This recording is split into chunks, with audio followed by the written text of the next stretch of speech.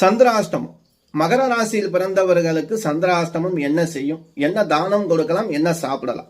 இந்த மகர ராசியில பிறந்தவங்களுக்கு கோபம் அதிகமா வருங்க. சந்திராஷ்டமம்னா இல்ல அமைதியா இருக்கிறவங்க கூட பொங்கி எழுகக்கூடிய வாய்ப்பு அதிகம் இருக்கு. அதனால முழுக்க முழுக்க இங்க சந்திராஷ்டமம் பார்க்கக்கூடிய அன்பு உறவுகளாக இருந்தீங்க அப்படின்னா கோபத்தை குறைச்சிக்கிறங்க. நீங்க கோபத்தை குறைச்சிக்கிறதுனால என்ன நடக்கும்?